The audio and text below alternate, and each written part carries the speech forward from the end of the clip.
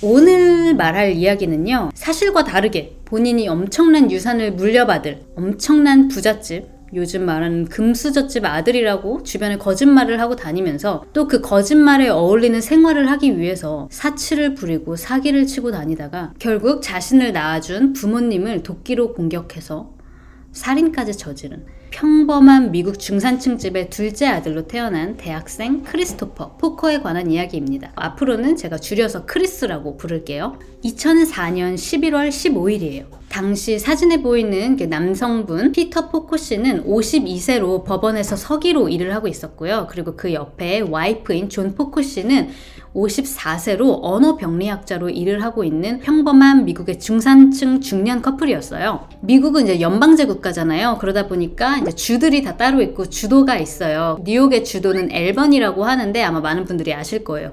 이 앨버니에서 멀지 않은 델마르라는 동네에서 평범한 2층 집에서 살고 있는 가족이었어요. 30년 넘게 결혼 생활을 하고 있었던 이 피터 씨와 존 씨 사이에는 두 아들이 있었는데요. 2004년 당시에 첫째 아들인 조나단은 23살이었고요. 군사 경찰로 근무하면서 사우스캐롤라이나에서 일을 하고 있었어요. 그리고 이제 21살 둘째 아들 크리스는 차로 이 집에서 약 3시간 떨어진 뉴욕 로체스터 대학교에 다니고 있었어요. 학교가 같은 뉴욕이라도 해도 차로 3시간 걸리는 거리에 있었기 때문에 기숙사에서 지내고 있었거든요. 그래서 두 부부는 아들을 자주 보지는 못하고 이제 둘 다 애들이 이제 커가지고 출가를 한 거죠. 그래서 둘이서 이렇게 오붓하게 이 집에서 살고 있었어요. 2004년 11월 15일 월요일 아침입니다. 이 아빠인 피터 아저씨는 출근 전에 늘 하던 대로 일어나서 이제 화장실을 사용하고 거울을 보면서 면도를 하고 옷도 차려입고 아래층으로 내려가서 커피도 내리고 식기세척기에 어제 먹었던 접시들 있죠. 사용한 접시들을 다 넣어놓고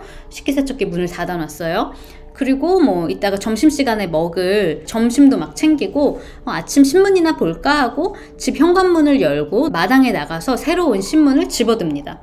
그리고 뒤를 돌아서 집에 다시 들어가려고 현관문 문고리를 딱 잡았는데 이 집은 밖으로 나가면은 안에서 문이 자동으로 잠겨지는 자동문인 거예요. 그래서 맞다. 피터 씨는 현관문 근처에 화분 아래다가 우리 한국에서도 많이 이렇게 숨겨놓잖아요. 화분을 들고 비상키를 집어서 다시 현관문에 넣고 문을 연 다음에 다시 집으로 들어갑니다. 그런데 어쩐 일인지 피터 씨는 또 깜빡하고 열면서 들어올 때 사용한 그 키를 현관문에 그대로 꽂아놨어요. 그리고 이제 곧 출근 시간이 됩니다. 자, 한편 출근 시간이 한참 지났는데도 이상하게 그가 일하는 법원에 피터가 도착을 하질 않아요. 평소에 피터 아저씨는 굉장히 성실하고 뭐 지각은커녕 결근도 안 하는 사람이었대요. 근데 갑자기 이렇게 말도 없이 늦으니까 사람들이 되게 이상하게 생각을 한 거예요. 그래서 막 전화를 해요. 피터 어디야? 왜 안 와? 전화를 안 받아가지고 음성 메시지도 막 남겼다고 해요. 무슨 일 있냐? 근데 몇 시간이 지나도 출근을 안 하니까 사람들이 너무 걱정이 된 거예요. 법원에서 아까 서기로 근무했다고 했잖아요. 그래서 법원에서 근무하는 직장 동료이자 경찰인 마이클 씨가 피터가 괜찮은지 체크해 보려고 그의 집으로 향합니다. 문을 두들기는데 No, it was me. 남편이 방금 누가 문 두들겼는데? Hello, it's me. 피터 씨 안에 계세요? 그러는데 아무도 대답이 없었어요. 근데 아까 말씀드렸죠. 그 현관문에 키가 그대로 꽂혀 있었다고. 그래서 이상하게 생각한 마이클 씨가 이게 문고리를 돌려보니까 아니나 다를까 문이 그냥 열려 있었어요. 문고리를 비틀고 현관문을 이렇게 여는데 뭐에 문이 걸려있는 것처럼 굉장히 잘 안 열리는 거예요. 그래도 마이클 씨는 힘을 주고 문을 이렇게 싹 열어봤는데 안에 이만큼 틈으로 보인 집 안은요 온통 피투성이었고요. 문 앞에 뭐가 무거운 것 같다고 했잖아요. 아니나 다를까 현관문 바로 앞에는 엎드린 채로 쓰러져 있는 피터 씨가 있었어요. 이 마이클 씨는 굉장히 깜짝 놀라서 911에 바로 신고를 하고 곧바로 경찰이 이제 도착을 하는데요. 안타깝게도 피터 씨는 이미 사망을 한 상태였어요. 피터의 머리는 16번이나 무언가로 강하게 가격을 당한 상태였고요. 이 강한 공격 때문에 두개골이 다 깨지고 턱도 일부 잘려져 있는 상태였어요. 근데 집안에 있던 건 피터만이 아니었던 거예요. 집을 수색하던 경찰이 2층 침실에서 와이프인 존 씨도 발견을 합니다. 그 침대는 말 그대로 피로 흠뻑 젖어 있었다고 해요. 존 씨의 옆에는 범행에 사용된 걸로 보이는 이 집안에 있었던 비상용 도끼도 발견이 돼요. 존 씨는요 피터와 마찬가지로 머리를 강하게 공격을 받아서 두개골이 열려있는 상태였고요. 턱의 손상으로 치아가 없어진 것 뿐만이 아니라 왼쪽 눈도 없어진 상태였어요. 그런데 이 상황에서도 기적적으로 존은 숨을 쉬고 있었는데요. 그녀는 그래서 곧바로 병원으로 이제 실려가서 수술을 받게 됩니다. 형사는 이제 도대체 어떤 인간이 이 두 부부에게 이런 짓을 했나 하고 집을 둘러봤어요. 집에 저런 도끼가 왜 있죠? 저 도끼는 비상용 망치, 소화용 망치라고 해야 되나? 그냥 비상용으로 갖고 있는 망치예요. 자, 집을 둘러보니까 침입 경보 알람기는 보시는 것처럼 부서져 있었어요. 그리고 전화기의 전화선은 잘려져 있는 상태였고요. 서랍장들이 막 다 나와 있는 거예요. 집안에 서랍에 있는 서랍장들이 막 다 열려 있었는데 또 이상한 거는 분실물은 딱히 없는 것 같았어요. 왜냐면 피터 아저씨가 그때 출근 직전에 이제 지갑 이런 거 있잖아요. 보면은 지갑에 돈도 그대로 있는 대로 그냥 놓여져 있었고요. 그 존 씨가 평소에 사용하던 이런 액세서리, 장신구 같은 것들도 그냥 그대로 있었어요. 이상했던 건 그 집에서 키우던 반려견이 지하실에 갇혀져 있었고요. 그리고 밖에서 보면 집 창문 중에 창문 하나에 밖에 설치된 모기장 있잖아요. 모기장이 하나가 이렇게 뜯어져 있는 거예요. 반만 이렇게 뜯겨져 있었어요. 그러면 여기로 누군가가 침입을 했나? 해가지고 그 창문을 열어보니까 경찰들이 이렇게 열려고 하는데 이게 10cm 요 정도밖에 안 열리는 거예요. 보니까 피터 씨가 살아 생전에 혹시라도 누가 침입할까봐 그 집 안에서 이렇게 볼트로 조절을 할 수 있는 거 알죠? 밖에서 요 정도만 창문이 열리게끔 이렇게 막아놨던 거예요. 그러니까 이 말은 뭐냐면 범행을 저지른 사람은 그 창문이 요 정도밖에 열린다는 걸 몰랐던 것 같아. 그러니까 밖에서 대충 모기장만 뜯어놓고 마치 창문으로 들어온 것처럼 마치 누군가가 이 집에 침입을 했던 것처럼 꾸며놓은 것처럼 보였어요. 형사들 눈에는. 그렇게 생각이 된다면 누군가 면식범 일 확률이 굉장히 높은 거잖아요. 거기다가 아까 전에 존 씨가 침대에서 살아있는 상태라고 했었잖아요. 그러니까 형사가 병원에 실려가기 직전에 몇 가지 간단한 질문을 한 거예요. 존 씨, 제 목소리가 들리세요? 들리면 고개를 살짝 까딱여주세요. 그랬더니 들린다고 고개를 이렇게 끄덕이셨어요. 형사는 가족 중 한 명의 소행입니까? 라고 했더니 또 고개를 이렇게 끄덕이셨어요. 첫째 아들 조나단입니까?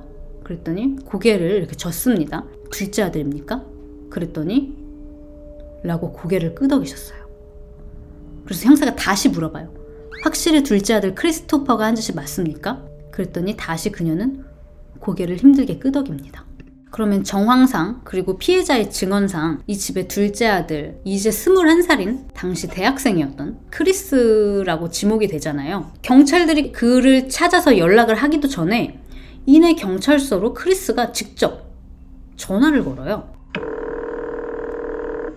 Hi, my name is Chris Porco. I was just called by the Times-Union saying that my parents were found dead this afternoon. 안녕하세요. 제 이름은 크리스 포커인데요. 방금 매스컴에서 저한테 연락이 왔는데 저희 부모님이 돌아가셨다고요, 오늘. Hey Chris, whereabouts are you? 크리스 씨 지금 어디 계세요? I'm at school in Rochester, New York. 저는 로체스터, 뉴욕 학교에 있는데요. They called me and said my parents were found, I guess.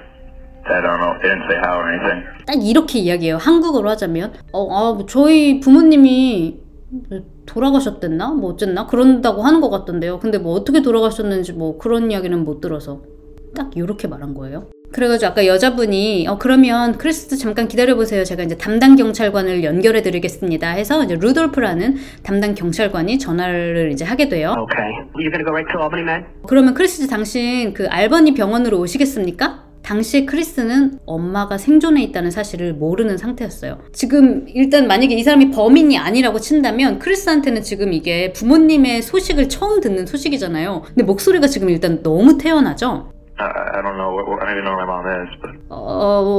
엄마가 전 어디 있는지 저는 몰라가지고요. Yeah, she is at Albany Med. Okay. 네, 당신 어머니 지금 알버니 병원에 계십니다. 라고 했더니 Do you know her condition? No, because I haven't talked to her. Let me give you my pager number. 뭐 알겠어요. 뭐 엄마 상황은 지금 뭐 어떤지 아세요? 그랬더니 나도 모른다. 근데 내가 내 번호 줄 테니까 내가 너를 찾아가겠다. 병원으로 와라. 라고 하면서 이제 전화가 끝납니다. 아마 크리스는 당연히 엄마가 돌아가셨을 거라고 생각을 했겠죠. 이게 부모님이 돌아가셨다는 소식을 방금 들은 아들의 목소리 같나요? 목소리부터 뭔가 소름 돋지 않아요? 아니 무슨 짜장면 시키려고 중국집에 전화하는 것도 아니고 너무 차분하고 아무런 감정조차도 없는 것 같잖아요. 약간 소시오패스 같지 않나요? 근데 실제로 살아생전에 이 피터 아버지도 법원에서 이제 서기로 일했으니까 얼마나 많은 케이스들과 얼마나 많은 또 범죄자들을 받겠어요. 살아생전에 자기 동료한테 자기 둘째 아들 크리스가 약간 소시오패스적인 성향이 있는 것 같다는 이야기를 하기도 했다고 합니다. 그럼 여러분들 도대체 그럼 왜 부모님한테 저런 짓을 한 걸까? 크리스가 범인이라면. 자, 그러면 이제 이 크리스 포코라는 이 남자는 어떤 사람인지, 그리고 왜 다른 사람도 아니고 부모님의 얼굴에 도끼를 잔인하게 휘두른 건지 한번 알아볼게요. 둘째 아들 크리스는요, 뉴욕 로체스터 대학교에 입학해서 다니고 있다고 했잖아요. 당시 21살이었다고. 어릴 때부터 약간 도둑질을 좀 많이 했었어요. 10대 때는 부모님, 그러니까 자기네 집이에요. 집인데 마치 누가 침입한 것처럼, 도둑이 든 것처럼 이렇게 위장을 해놓고는 엄마 아빠 노트북을 훔쳐서 이베이에 팔고는 했고요. 그리고 나는 모르는 일이다, 우리 집에 도둑이 들었다 라고 이야기를 하기도 하고, 집에서 부모님 물건을 훔치는 것 뿐만이 아니라 동물병원에서 알바를 하기도 했는데, 이 병원에서도 병원에 있는 이렇게 조그마한 전자기기들 같은 거 있잖아요. 이런 것도 이베이에서 조금씩 팔기도 했대요. 나중에 이제 이베이 활동 내역을 보니까 이 크리스가 훔친 물건만 파는 것 뿐만이 아니라 가짜 물건 있죠. 그러니까 있지도 않은 물건을 이렇게 올려놓고 뭐 얼마짜리, 뭐 몇만 원짜리 이런 거 있잖아요. 배송해주겠다고 하고 잠수를 타는 거예요.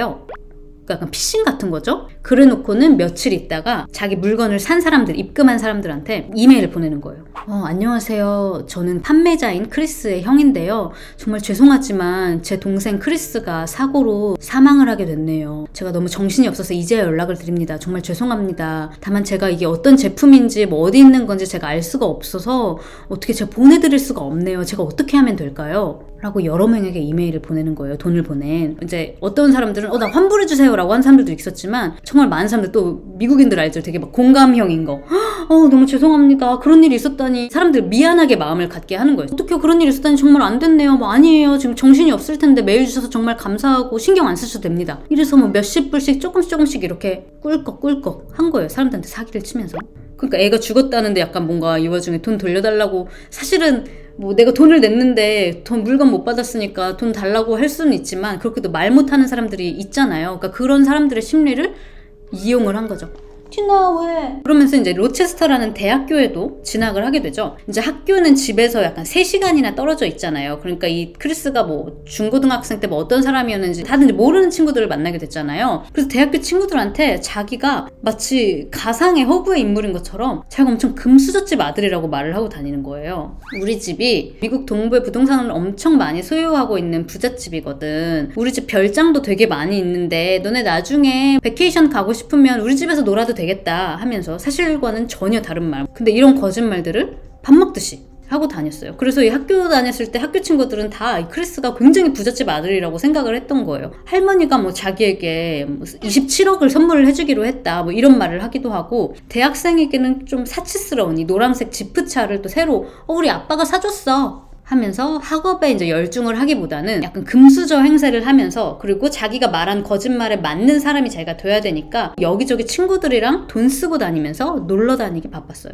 자, 이렇게 공부도 안 하고 시험도 제대로 못 보고 하니까 결국에는 로체스터 대학교에서 제적을 당하게 됩니다. 잘려요, 학교에서. 그래서 결국 커뮤니티 컬리지에 들어가게 되는데, 그 커뮤니티 컬리지는 뭐 한국으로 치면은 이제 2년제 전문대 같은 거예요. 그러니까 4년제 대학교에서 잘려가지고 2년제 대학으로 들어가게 된 거예요. 심지어 그 커뮤니티 컬리지에서도 학업 성적이 완전 최하인 거예요. 공부를 더 안 했어요. 그러면서 부모님한테는 잘 다니고 있어. 뭐 당연히 여기는 식은 죽 먹기지 이러면서 학교에서 되게 공부도 잘하고 잘 다니고 있는 척을 해요.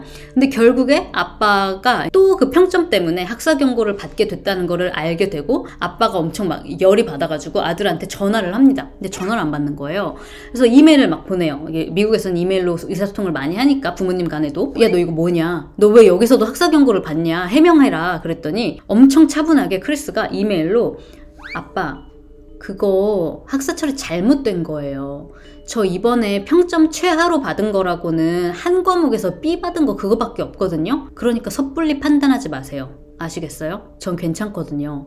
그러면서 교수님이 자기 시험지를 분실하면서 실수로 이게 낙제 처리가 된 거라고 하면서, 학교 측에서도 자기들이 그 잘못을 한 거니까 우리가 미안하다고 사과하면서 이 본인들의 실수를 만회하기 위해서 다음 학기 학비를 우리가 대주겠다라고 말했다고 아빠한테 이야기를 하는 거예요. 그리고 이제 학자금 대출이 아빠 명의로 이제 되어 있었거든요. 근데 다음 학기 그래서 돈 내준다고 했으니까 아빠 다음 달에 학자금 대출 자동으로 인출되지 않으려면 아빠 계좌 정보하고 사인이 필요하대요. 그래서 저한테 그것 좀 이메일로 보내주세요. 그걸 아빠가 믿어요? 근데 여러분 그거 알죠? 제일 속이기 쉬운 사람은 나를 믿고 싶어하는 사람이라는 거. 당연히 부모님은 어떻겠어요. 아들이 4년제에서 잘렸는데 2년제에 가서도 또 평점이 완전 바닥을 치고 있다는 사실을 믿고 싶지 않았겠죠. 아들을 믿고 싶었겠죠. 아 그래? 아유 저런 학교에서 뭐 그런 실수를 해? 아유 그러면서 자신의 시티은행 정보와 함께 아들에게 그 자기 사인도 같이 첨부해서 보내줍니다. 그리고 이 아들이라는 크리스는요. 그 사인을 위조해서 아빠를 보증인으로 세우고 시티은행으로부터 31,000달러 한화로는 약 3,735만 원을 대출을 받아요. 제정신이 아니죠. 이 마치 눈사람처럼 거짓말이나 이런 도둑질이 크리스가 나이를 먹으면 먹을수록 눈사람처럼 커지는 거예요. 자, 이 31,000달러로 뭘 하고 싶냐? 물론 사고 싶은 것도 많고 하고 싶은 것도 많았어요. 그렇지만 크리스가 또 하고 싶었던 게 뭐냐면 친구들한테 얘기했거든요. 야, 나 로체스터 대학교 다녔는데 뭐 어쩌다가 내가 시험을 잘못 봐가지고 커뮤니티 칼리지에 오게 됐어. 근데 나는 여기에 어울리는 사람이 아니거든. 나는 다시 로체스터 대학교에 갈 거거든. 나 여기 있고 싶지 않아. 나 다시 4년제로 갈 거야. 라고 말을 하곤 했는데 그러니까 자기는 그 커뮤니티 칼리지가 아니라 원래 다니던 로체스터 4년제에 다시 들어가고 싶은 거예요. 근데 어떻게 전문대에서도 낙제를 하는데 어떻게 4년제 학교에 다시 갈 수가 있겠어요? 그쵸? 어떻게 갈 수 있을까요, 여러분? 기부금? 아유, 3천 몇백만 원으로 뭐 기부해서 갈 수 있겠어요? 네, 위조. 그래서 그 전문대에서 받았던 그 학업 성적 증명서를 위조를 해가지고요. 실제로 다시 로체스터 대학교에 들어가요, 여러분. 재입학을 했다고요. 그게 먹혔어. 그리고 대출받은 31,000달러의 일부를 그 학비로 일부 낸 거예요. 자, 여기까지 가면 이제 크리스 입장에서는 나는 이제 누구도 속일 수 있고 세상이 내 맘대로 다 되어가고 있죠. 그런데 여기서 자꾸 크리스한테 브레이크를 잡는, 발목을 잡는 사람이 한 명 있었어요. 누구? 자기네 아빠. 당연히 아빠가 얼마 지나지 않아서 크리스가 자기의 사인을 위조하고 대출을 받았다는 사실을 알게 돼요. 자기 아들한테 막 전화를 해요. 전화를 안 받는 거예요.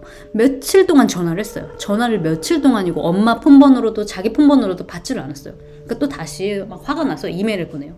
너 내 사인으로 대출 받았냐? 너 제정신이야? 무슨 일이 있으면 전화로 나한테 말을 먼저 했어야지. 내일 아침에 나 시티은행에 달려가서 네가 그동안 무슨 짓을 했는지 알아낼 거고 내가 보증인이 아니라고 이거 사기라고 나 말할 거라고 그렇게 이메일을 보내는데요. 그리고 다음날 정말 아빠는 시티은행에 달려가시는데 시티은행에서 아들이 31,000달러만 대출을 한 게 아니라 이 노란색 지프차 아빠가 사줬다고 막 그랬잖아요. 친구들한테 자랑했잖아요.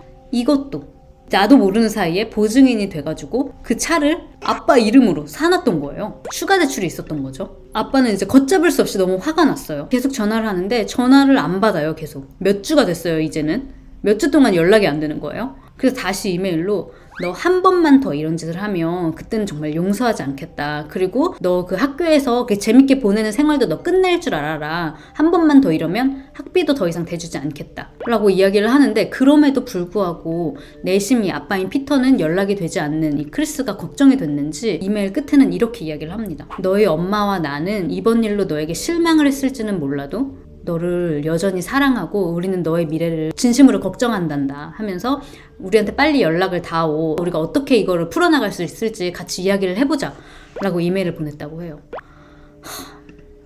난 진짜 내가 아빠였다면 진짜 뚝배기 깨물 수도 없고 진짜 너무 열받았을 것 같아. 모르겠어요. 내가 보기에는 그냥 몇 주 동안 연락이 안 되니까 내 아들이 그래 무슨 일이길래 이렇게까지 했을까. 나한테 말도 못하는 무슨 일이 있지 않았을까. 내가 이거를 알게 돼서 얘도 지금 당황하지 않았을까.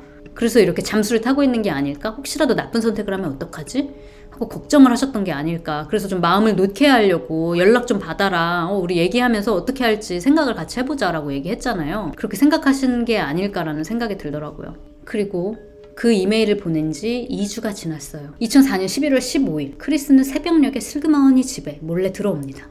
2층에는 아빠와 엄마가 자기가 온 것도 모르고 곤히 주무시고 계셨어요. 침입 경보 알람기는 아까 봤을 때 망치로 깨 부서져 있었다고 했잖아요. 근데 나중에 경찰이 알고 보니까 이거는 깨 부서지기 전에 이미 누군가 패스워드로 비밀번호를 치고 알람을 꺼놓은 상태였다라고 했었거든요. 태연하게 집에 온 크리스는 삑삑삑삑삑 알람 경보기를 능숙하게 끄고 키우던 반려견을 지하실에 가둬놓고 비상용 망치를 찾아요. 그리고 그 비상용 망치를 들고 침실로 향합니다. 그리고 주무시고 계시던 엄마와 아빠 얼굴에 무차별적으로 망치를 휘둘렀어요. 이놈의 집구석에서 3시간만 떨어지니 로체스터 이 지역에서는 다들 날 부잣집 아들로 알고 있는데 나 저기서 너무 잘 살고 있는데 자꾸 부모님이 자기의 거짓말을 들춰내고 막 질책하는 게 싫어서 그랬을까요? 아니면 이 부모님 앞으로 12억 상당의 생명보험금이 있었거든요. 아니면 이걸 노린 걸까요? 왜 이 얘기가 나오냐면 이 사건이 있기 전에 불과 며칠 전에 이 앨버니에서 자기 전 여자친구를 만났대요. 아, 나 집을 사려고 하는데 내 버젯이 뭐 요 정도 되는데 뭐 어떤 집을 사는 게 좋을까? 아파트가 좋을까? 뭐 주택이 좋을까? 하면서 진지하게 고민하는 대화를 꽤 오래 했다고 해요. 아니 쥐뿔도 없는데 무슨 집을 어떻게 사요? 마치 큰 돈이 곧 들어올 것 마냥 집 사는 고민을 그렇게 했다고 합니다. 근데 범행이 너무 허술하다고 했잖아요. 근데 뭐 지문이나 이런 결정적인 증거는 사실 발견이 되지가 않았어요, 날개님. 이야기 들으면서 뭔가 이상하다고 느껴진 거 없으셨어요? 지금까지 이야기 들으시면서? 아빠가 아침에 내려와서 자기 출근 준비했다고 했는데 아빠 깨 있었는데 뭐죠? 아빠 문 앞에 있었다고 했잖아요. 침대가 아니라. 맞아요. 자, 아까 전에 제가 처음에는 아빠가 출근 준비를 했다고 했는데 공격을 당한 건 새벽에 자는 동안이라고 얘기를 했잖아요. 자, 이 사건은요, 아들이 자기의 부모님을 도끼로 잔인하게 공격한 것만으로도 굉장히 끔찍한 사건인데 아빠인 피터가 사망 직전까지 했던 이 이상한 행동들 때문에 많은 사람들이 굉장히 놀라고 주목했던 사건이기도 해요. 피터 씨는 그날 와이프랑 1층에 있는 침실에서 잠을 자다가 별안간 새벽녘에 아들에게 무차별적으로 공격을 당했어요. 도끼에 16번 머리를 가격을 당하고 의식을 잃고 있었고요. 자기 아들이 본인을 막 공격을 한 다음에 이 침실을 유유히 빠져나가는 것까지 봐요. 쓰러져서 의식을 잃고 있다가 별안간 벌떡 침대에서 일어납니다. 그리고 화장실에 가서 일도 보고 거울에 비친 자신의 모습이 아까 막 공격도 많이 당하고 턱의 일부도 잘려나가 있는 상태라고 했잖아요. 그래서였을까요? 자신의 평소와 다른 자신의 모습을 마치 한참이라도 확인을 한 것 마냥 화장실 세면대에는 거기서 좀 한참 동안 시간을 보냈다는 증거처럼 다량의 피가 발견이 됩니다. 그리고 면도 도구들로 거울을 보면서 면도도 하셨어요. 면도 후에는 1층으로 내려가서 주방에 가서 커피도 내리고 커피가 준비되는 동안 식기세척기도 비우고 전날 먹었던 접시도 넣고 점심시간에 먹을 점심 도시락도 챙깁니다. 아버지의 이 뇌는요, 너무 심각하게 부상을 당한 나머지 본인에게 무슨 일이 있었는지조차, 내가 지금 얼마나 심각한 부상을 입었는지조차 인지를 하지 못하고 마치 사람의 뇌가 배나 비행기의 자동 조종 장치처럼 월요일 아침 출근 일상을 그대로 하고 있었던 거예요.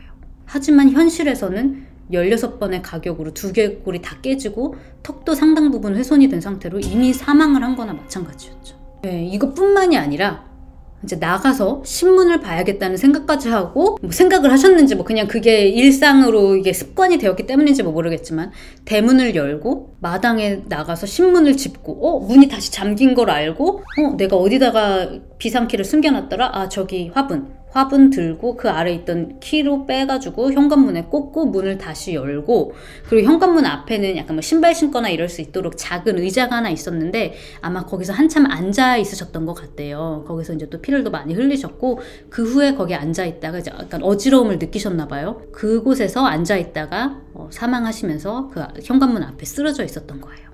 자, 이렇게 이 행동들은 추정이 됐던 거는 뭐냐면 이 형사들이 집에 왔을 때 집안 곳곳에서 발견된 이게 지나가면서 흘린 피가 아니라 거기서 서 있어야만, 상당 부분 시간을 보내야만 있을 수 있는 핏자국들이 여기저기서 발견이 됐고요. 그리고 화장실을 사용한 흔적, 면도 도구들 이런 데도 피가 막 다 묻어 있었고 도시락도 싸져 있었고 채 들고 나가진 못하셨죠. 신문까지 집어들고 오시고. 자, 한편 크리스는 너 그날 어디 있었냐고 경찰을 물으니까 아무렇지도 않게 저요? 전 어제 기숙사에 있는 라운지에 있는 의자에서 잠들었어요. 아침에 일어나니까 아침 8시더라고요. 그리고 얼마 지나지 않아서 그 매스컴 뉴스로부터 연락을 받은 거예요. 저희 엄마 아빠한테 그런 일이 생겼다고 아는 거 없냐고 그러길래 저 깜짝 놀라서 저도 경찰서에 전화한 건데요. 그래서 경찰들이 그 알리바이가 성립이 되는지 그 학교에 직접 찾아가 보니까 그날 크리스를 본 사람이 아무도 없는 거예요. 크리스에게는 마침 그날 기숙사에 있는 친구들이 무비나잇이라고, 야 우리 다 같이 모여서 영화 보자. 그래서 라운지에서 그날 밤 동안에 영화를 봤대요. 슈렉 2를. 애들이 다 반응이 이런 거예요. 여기 라운지 의자에서 크리스가 잤다고? 아니요, 저희 본 사람 아무도 없는데. 또 그나마 그를 목격했다고 하는 사람은 그 다음 날인 아침 8시 반 9시쯤에 나는 크리스를 봤다, 교내에서. 그런 사람만 있었어요. 그러니까 밤 동안에 이 크리스의 알리바이가 전혀 증명이 되지 않는 거죠. 이것뿐만이 아니라 기숙사 안에서만 있다고 했는데 여러 도로에서 카메라에 그의 노란색 지프차가 찍혔고요. 심지어 그날 밤에 그의 차와 얼굴을 기억하는 톨게이트 직원들도 있었어요. 근데 이 사건에서 저는 개인적으로 되게 마음이 아팠던 거는 뭐냐면, 이 어머니가 살아계셨다고 했잖아요. 그리고 그 굉장히 큰 12시간이 넘는 수술을 다 이겨내시고 지금까지도 살아계십니다. 그런데 머리 뇌 수술도 다 받으시고 얼굴도 많은 부분 훼손이 됐기 때문에 이제 성형수술을 받으시고 의안이라고 하나요? 이제 이것도 이제 착용을 하시면서 이제 살아가셔야 되는 거예요. 근데 지금까지도 이 존 포크 씨는 아들이 무죄라고 믿고 있다고 해요. 그래서 경찰도 아니 존 씨 본인이 둘째 아들이 공격을 한 게 맞다고 고개를 끄덕이지 않으셨습니까? 그랬더니 어머니는 아니에요. 그날 전 무슨 일이 있었는지 아무것도 기억이 나지 않고요. 저희 아들은 그럴 리가 없어요. 저희 아들이 그랬을 리가 없어요. 무조건 저희 아들은 무죄입니다. 저희 기억이 하나도 나지 않아요. 라고 주장을 해요. 모르겠어요. 이게 진짜로 기억이 나지 않으시는 건지 차라리 그랬으면 좋겠어요. 아니면 이걸 알면서도 크리스의 죄를 덮어주고 싶어서 보호를 해주고 계신 건지, 그건 이제 본인만 아시겠죠. 자, 심지어 이제 아들이 판결을 받아야 되는데 이 판결을 받기까지 아들이 감옥에서 있는 거를 원치 않아가지고 이제 보석금을 내서 애를 이렇게 빼오고 싶으신 거예요, 이 어머니는. 당장 돈이 없어가지고 보석금이 당시 3억이었다고 해요. 3억이 넘는 돈이었다고 하는데 여기저기 막 크리스 친구들한테도 가가지고 얘들아 크리스가 이렇게 억울한 일을 이렇게 당하게 됐는데 너희들이 좀 도와주지 않으려나 해가지고 어떻게 3억을 모아가지고 이 보석금으로 이 재판일까지 아들과 같이 집에서 함께 지내셨대요. 그리고 최종 판결일까지 재판을 하는 동안 항상 모든 재판에 항상 두 모자가 손을 꼭 잡고 나타나기도 했어요. 이 사진이 난 너무 마음이 아프지 않아요, 여러분? 일단 어머님을 생각하면 나는 너무 마음이 아픈데 얘 이 아들을 아니 어떻게 엄마 얼굴에 그런 짓을 하고 아빠를 죽이고 이렇게 엄마 눈을 똑바로 쳐다볼 수가 있을까? 무죄라고 믿고 싶었던 엄마 존의 바람과는 달리 크리스는 한 건의 2급 살인, 그리고 또 한 건의 2급 살인 미수로 50년 후 가석방이 허용되는 종신형을 선고받습니다. 그는 아직도 자신은 무죄라고 주장을 하고 있다고 하는데요. 그리고 이제 어머니는 지금 15년이 지났어요. 이 사건이 있은 지. 근데 15년 동안 지금도 수시로 그의 면회를 가고 있다고 하고, 또 지금도 자기 아들은 무죄라고 주장을 하고 계시다고 합니다. 이 사진이 보석금 받고 이제 풀려나서 재판일 기다리면서 소셜미디어에 올라왔던 사진이거든요. 재판일까지는 나가서 그냥 친구들 만나고 놀러 다니고 하면서 그냥 평소와 전혀 다름없는 파티하고 다니고 놀러 다니고 그렇게 지냈다고 합니다. 전문가들은 이 크리스 포커가 사이코패스적인 성향도 굉장히 다분히 보인다고 말하는데요. 지금까지도 그는 어떤 감정도 어떤 참여하는 모습도 내비치지 않고 있고요. 어쨌든 간에 현재 이 크리스 포커는 뉴욕의 클린튼 교도소에서 수감을 하고 있어요. 그래서 이 사건은 아까 뭐 어디서 본 것 같아요, 영화에서 본 것 같아요 말씀하셨는데, 이 사건은 CBS에서 이제 다큐멘터리로 방영이 되기도 했고요. 2013년에는 더 크리스 포커 스토리라는 제목으로 이제 영화로도 제작이 돼서 상영이 됐어요. 근데 크리스가 이거에 대해서 굉장히 언짢아 있다고 합니다. 이 영화가 출시된 거에 대해서. 이 영화 속에서 나오는 나의 모습이 허구의 모습이다. 실제 모습과 너무 다르다. 너무 각색이 됐다. 이거는 내 인권을 침해하는 행위라고 하면서 이 영화 제작사인 라이프타임에 소송을 걸어요. 거의 6년간 이 소송이 있었는데 결국에 크리스가 패하는 걸로 끝났어요. 근데 뭔가 좀 아이러니하지 않아요? 늘 자신은 허구 속의 인물인 것처럼 나는 이런 사람이다라고 거짓말하면서 살았는데 또 이제 영화 속에서는 또 어떤 부분으로 각색이 됐다고 굉장히 언짢아하고 이제 소송까지 했다는 것 자체가, 물론 뭐 누구나 나는 이런 사람이 아닌데 영화에 이렇게 비춰주네? 라고 생각하면 기분이 나쁘겠지만, 모르겠어요. 내 인생을 스스로 평생 그렇게 살아왔잖아. 각색된 인생으로. 무슨 죄를 지어도 그렇게 감싸주고 이해해주려고 했던 그 부모님한테는 그렇게 도끼를 휘둘렀으면서 본인의 인권, 남에게 비춰지는 모습이 잘못됐다면서 본인의 인권을 주장하는 모습이 참 아이러니하고 어처구니가 없다는 생각이 들었는데요. 뭐 영화를 제가 보지는 않았어요. 그렇지만 분명히 뭐 픽셔널한 부분도 들어있겠지만 뭐 내용이 어떻든 간에 저는 이것도, 영화가 나온 것도 저는 딴 게 아니라 좀 엄마인 존에게 안 됐다는 마음이 좀 들더라고요. 어쨌든 살아계시잖아요. 그리고 그날의 기억이 뭐 있든 어쨌든 다시는 기억하고 싶지 않은 기억일 텐데 들춰지는 거잖아요. 어쨌든 간에 이 어머니한테는. 그래서 그런 부분이 썸머님 형 인터뷰는 없어요. 형은 재판 동안에 자기 동생에게 눈을 한 번도 마주치지를 않았대요. 분명히 동생이 그런 거다라고 말은 할 수 없었죠. 형은 모르니까, 그때 그 장소에 없었으니까, 본 것도 없으니까. 하지만 부모님의 생명보험금이 얼마 이상이라는 것도 알고 있는 사람은 동생과 나밖에 없었다 라고 증언을 하기도 했어요. 사실 이 사건은 막 영화로도 제작이 되고 굉장히 많은 곳에서 이제 좀비 살인 사건이라는 제목으로 많이 이렇게 돌아다녔어요. 아버지가 그 공격을 당하고 사실 거의 죽은 거나 마찬가지인데도 불구하고 그렇게 오랜 시간 동안 출근 준비를 했다는 부분이 상당히 충격적이고 좀 무서운 이야기잖아요. 그러다 보니까 이게 막 좀비 사건 이렇게 나왔는데 모르겠어요. 그 부분도 정말 충격적이고 사람의 뇌가 그럴 수가 있나? 라는 생각도 들기는 하지만 저는 다른 것보다 제가 제일 무서웠던 거는요. 이거였어요. 이렇게 자기 엄마 얼굴을 다 저렇게 일그러뜨려 놨잖아요. 엄마 얼마나 사고 전에 아름다우셨어요. 본인이 제일 잘 알겠죠. 본인이 무슨 짓을 했는지는. 엄마의 남편, 나에게는 뭐 아빠지만 엄마의 남편까지 저렇게 살인을 저질러 놓고는 저렇게 아무렇지 않게 엄마와 같이 살고 웃으면서 엄마를 볼 수 있다는, 나는 그 사실 자체가 너무 소름 끼쳤고, 엄마의 사랑이 과연 무엇일까라는 것도 내가 정말로 기억이 나지 않더라도 정황상 모든 게 크리스가 범인이라고 지목을 하고 있잖아요. 그럼에도 불구하고 끝까지 내 아들이 아니라고 믿어주고 지지해준다는 것 자체가 나라면은 내가 직접 보지 않았더라도 난 소름 끼칠 것 같거든. 근데 그럼에도 불구하고 이 사진도 봐봐요, 여러분. 아들을 향한 그 걱정 어린 그 눈빛이 이렇게 느껴지잖아요, 사진으로도. 저런 거 보면서 저게 정말 가능한가? 저런 놈한테도 모성애를 느껴야 하는 어머니가 너무 안타깝네요. 그러니까요. 정말 참 안타까운 사건이었던 것 같아요. 벌써 끝인가요? 네, 오늘 이야기는 여기서 벌써 끝입니다.